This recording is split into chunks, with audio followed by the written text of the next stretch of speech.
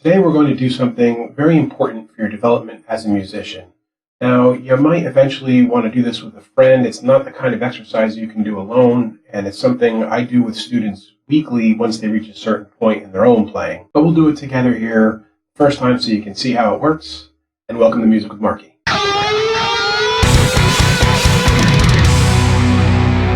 This may seem stupid obvious, but I'm going to say it anyway. One of the most important things you can do to develop as a musician is to work on your ear. And no, I don't mean to find the coolest gauge. It seems ridiculous to even have to say this, but it's amazing how often I find musicians, and in particular guitar players, that have done nothing to work on developing their ability to hear notes, harmonies, and chords with just their ear. How often have you wanted to learn a song, and the first thing you do is go to YouTube or search out some tabs, and while it's nice to learn these things quickly, it's not doing anything to develop your ability to hear the notes. And no, this little music game we're about to play is not about transcribing songs. What we're going to do is an exercise that helps you develop your ability to hear harmonies and eventually complex harmonies and chords. So let's start with the most simple step here. It looks like this. We take a basic G major scale. It's made up of 7 notes. Root, then 2, 3, 4, 5, 6, 7, and back to the octave. You want to call that 8. What we want to do is recognize one of those intervals. We're going to play a game. Here's your G, and here's the next note. Which number do you think that was? If you guessed 6, you were correct. It's the root note G, and then I played an E, the 6th here. Now we're going to do this a bunch more times, so let me first explain to you why it's so important. When you play, do you want to play from the outside in or the inside out? Do you want to play a bunch of memorized patterns and notes that may not be emotionally connected at all coming from inside of you? And do you think anyone who's listening to it is likely to connect with it then too? I always think of good music as being an expression of what's inside the musician, coming out into the music, and then connecting with the listener so it moves things that are inside them as well.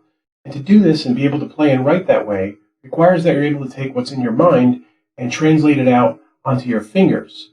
If you can't do that, and you're hearing something and you just go to play it and you're playing randomly, you're just kind of playing a pattern of notes or relying on memorized patterns and not really writing the music that's inside you. You're writing from the outside in. You're hearing it and then reacting rather than hearing it in here and then reacting out on the guitar. So to do this game, kind of requires 2 people if you're going to do it on the guitar. There's apps that kind of do ear training too, and I'll link some of that here.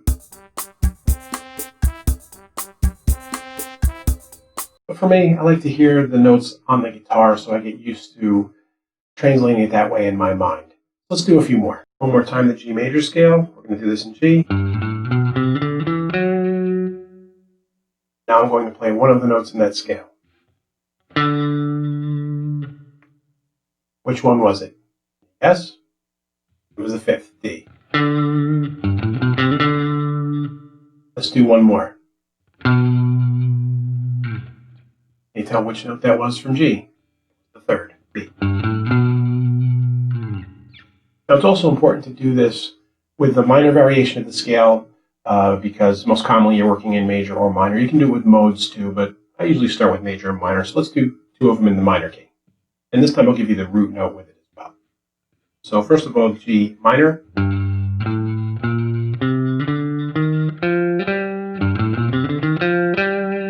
Start with the G. Go up to one of the notes. You guessed 7, you got it right. It's the F. Again, I'll give you the root note here. There's the G. The next note we're going to play, it was the minor 6th. 6. So there's an example of the first couple steps in this little guessing game. Eventually, I will have students go out beyond 1 octave. We'll also work patterns, so it's 2 or 3 note groupings. You can hear them together, and eventually even work into chords, recognizing major and minor 7th, and just hearing complex chord voicings in your head.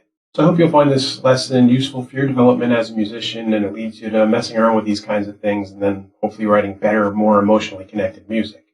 And if you have any questions or comments, please leave them in the comment area below. I get back to everyone as soon as I can. And until next time, guys, keep making great music.